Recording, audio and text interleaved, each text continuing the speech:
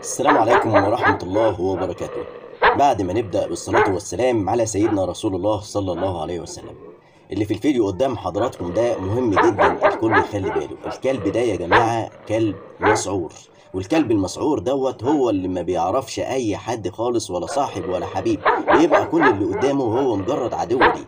فنصيحة حضراتكم، لو حد قابله الكلب بنفس الطريقة ديت لازم يحاول ان هو يتصرف ويمسك اي حاجة في ايده، زي الراجل اللي قدام حضراتكم دوت كان بيدافع عن نفسه بالكرسي، وفي الاخر خالص حضراتكم دافع عن نفسه بآلة حديد. حضراتكم انا حصل معايا موقف، والله الموقف دوت ارعبني جدا وخلى رجليا كانت بتخبط في بعضها.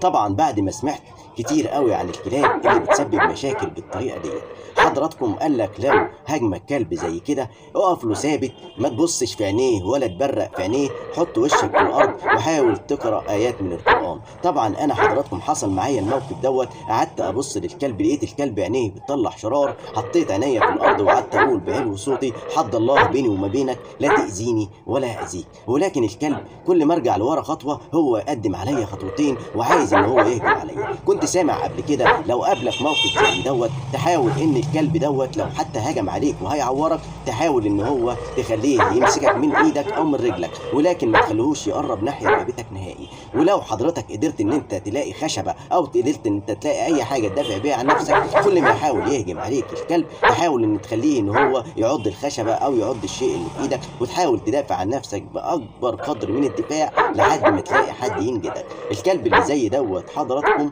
لازم يتم اعدامه فورا لو كان موجود في الشارع او موجود في اي مكان، لان الكلاب المسعوره بتبقى عدوه لكل البشر. وطبعا حضراتكم النبي عليه الصلاه والسلام كان موصي على حاجه زي كده، الكلاب المسعوره او الحيوانات المسعوره يتم انهائها باي طريقه من الطرق، واظن دوت مش حرام، لان طبعا احنا شفنا فيديو من الفيديوهات على الانترنت كان في واحده ماشيه وكان معاها بنتها الصغيره ماشيه معاها، وللاسف هجم عليها كلب بنفس الطريقه دي كده ومسك منها البنت وقعد يبهدل في البنت بطريقه رهيبه جدا. ولما الست دي حبت تدافع عن بنتها كان الكلب بيهاجمها بطريقه غبيه جدا، لولا جم ناس وانقذوها في اخر لحظه. يا جماعه خلي بالكم من كلاب الشارع، لان الموضوع دوت بقي موجود بكثره رهيبه جدا. يا جماعه يا ريت نخلي بالنا، يا ريت نخلي بالنا يا جماعه من كلاب الشارع، ويا ريت ما نخليش الاطفال الصغيرين اللي هم اولادنا يمشوا ورا مننا واحنا نمشي قدامهم، ونبتدى ان احنا نخلي بالنا من التليفون اكتر من نخلي بالنا من اولادنا. يا جماعه لو عندك طفل عنده 3 سنين او 4 سنين شيله على دراعك وامشي بيه، لكن المكان اللي فيه كلاب تخلي بالك منه، لان دوت ما عندوش رحمه لو فكر ان هو يهجم عليك.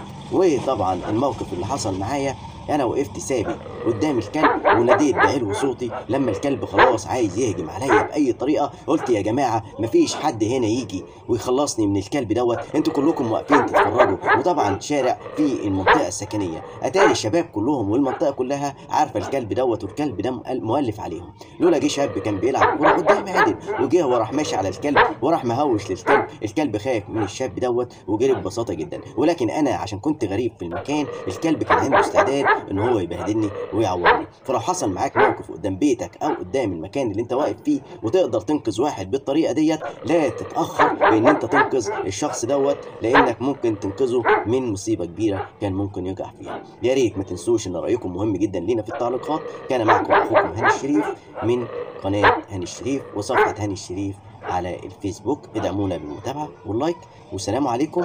وتعالوا نشوف فيديو تاني ونشوف الدنيا بتدور فيها ايه. يلا بينا.